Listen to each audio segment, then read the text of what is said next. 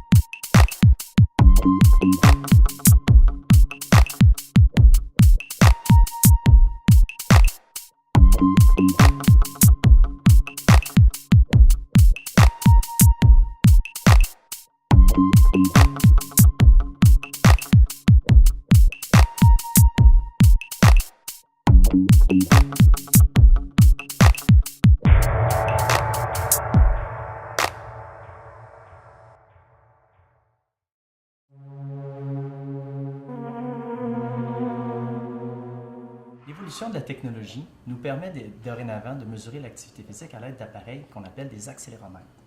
Ces petits appareils qui peuvent se porter à la ceinture, au poignet et même au bras sont en mesure de quantifier les accélérations subies par le corps lors de différents déplacements. De cette façon, il est possible de déterminer l'intensité des activités physiques pratiquées. Nous pouvons déterminer combien de minutes sont pratiquées sur une journée et également nous pouvons déterminer la quantité de calories qui sont dépensées pour chacune de ces activités. Malheureusement, ces appareils sont assez dispendieux. Généralement, un bon accéléromètre peut coûter entre 400 et 1500 $.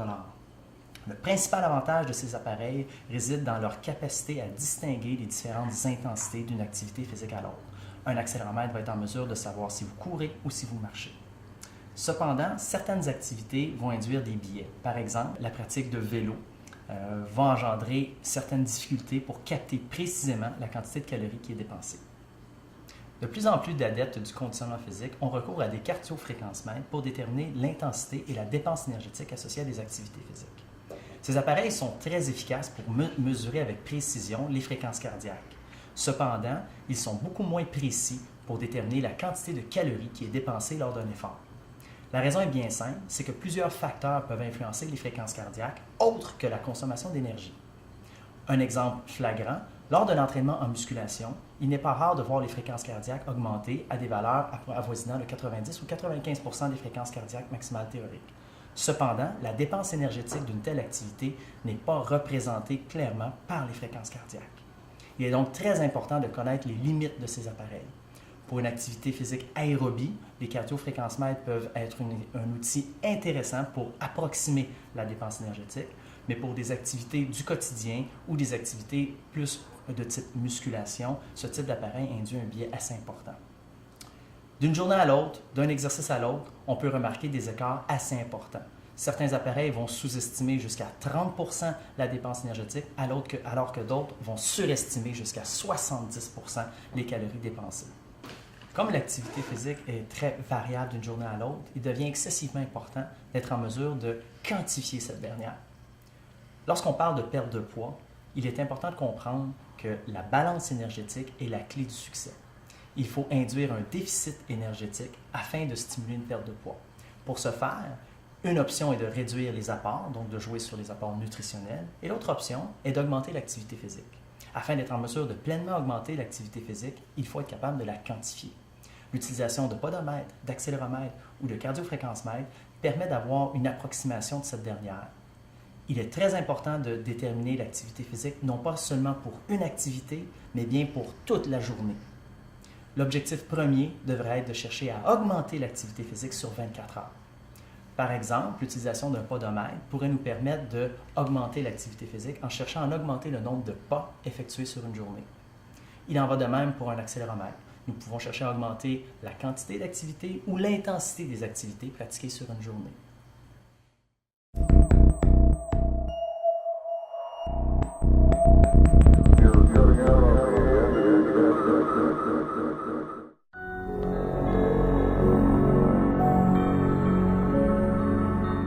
L'appétit peut se définir comme une motivation interne à aller rechercher de la nourriture pour éventuellement la consommer.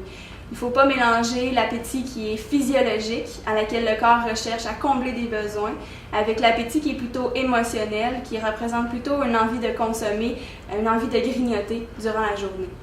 Afin de favoriser une sensation de plénitude et d'éviter d'avoir faim entre les repas, la composition nutritionnelle de ces repas-là joue un rôle primordial dans la prise alimentaire. Un apport en protéines dans vos repas va vous aider à couper votre appétit par la libération des hormones qui contribuent à la satiété.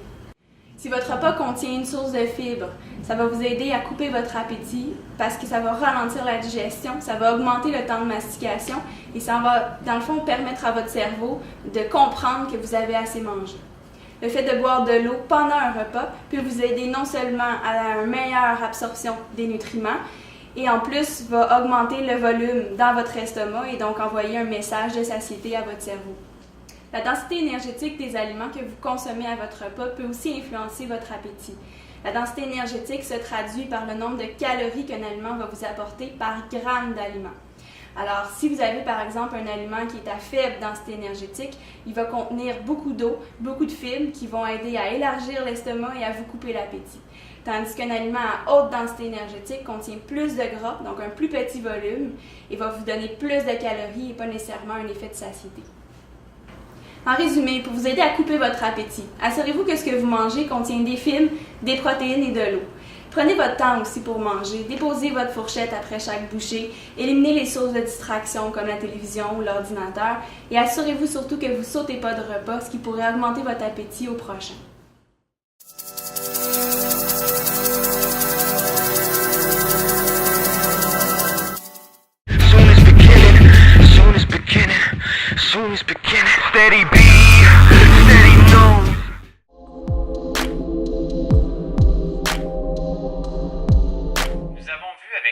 Lors du dernier épisode, certains types d'étirements. Maintenir et même améliorer la souplesse articulaire lui servira non seulement à conserver une pleine amplitude lors des mouvements en musculation et donc directement d'avoir un potentiel de force plus élevé, mais aussi de conserver et d'améliorer ses pauses en compétition, ceci grâce à la capacité de maintenir une posture adéquate qui mettra en valeur des muscles longs et bien définis. Le collagène ou protéine fibreuse est présent en grande quantité dans votre corps. Dès l'âge de 30 ans, vous perdez 1 % par an de votre total de collagène. Le résultat de cette perte sera une diminution marquée de votre souplesse à mesure que vous avancez en âge. Et qu'en est-il de son application dans la vie quotidienne? Imaginez-vous dans une situation plus commune, c'est-à-dire assis à votre lieu de travail pour une journée normale allant, disons, de 7 à 10 heures. De simples petits mouvements qui pourraient réellement vous aider. 5 à 10 minutes en avant-midi, à répéter en après-midi. Assis à votre poste de travail ou bien debout, c'est à votre choix. Ces exercices élémentaires d'étirement facial basés sur la technique EAI pourront relâcher vos tensions et vous préparer pour le travail. Les nombreuses heures passées devant l'ordinateur auront tendance à créer des tensions musculaires, bien souvent au niveau de la nuque, de l'épaule, du coude et du poignet. Au final, que ce soit pour s'étirer entre partenaires d'entraînement ou bien seul au quotidien, les exercices de flexibilité ont définitivement leur place et leur utilité dans une bonne hygiène de vie.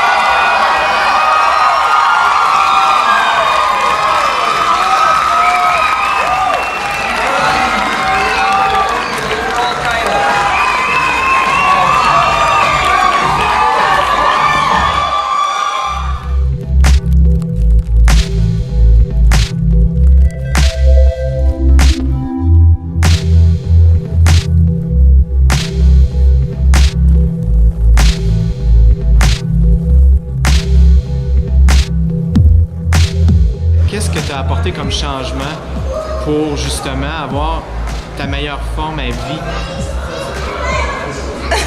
J'ai abordé Dominique, mais sincèrement, d'avoir d'eau avec moi, ça m'a motivée de savoir que les deux, on est dans le même bateau. Les courses qu'on a faites ensemble, le nombre de fois qu'on s'est forcé en revenant de travailler, on a fait notre entraînement le matin, on retournait courir le soir. Les sacrifices, de ne pas avoir notre vie sociale comme on aurait voulu. Pendant l'été, ça a été très difficile aussi. Le retour à l'école pour Dominique, j'ai eu bien des emplois, bien des stress. Je sais même pas comment j'ai fait, franchement, là. Je repense à ça, mais non, c'est vraiment d'eau qui m'a poussée. Ça m'a donné une belle perspective aussi, que oui, ça fonctionne ce qu'on a fait. Fait que si jamais lui décide de plus en faire, c'est sûr que moi, je vais être capable de dire, OK, quand j'étais avec lui, j'ai fait ci, j'ai fait ça, puis ça a marché. D'apporter une autre dynamique, c'est sûr.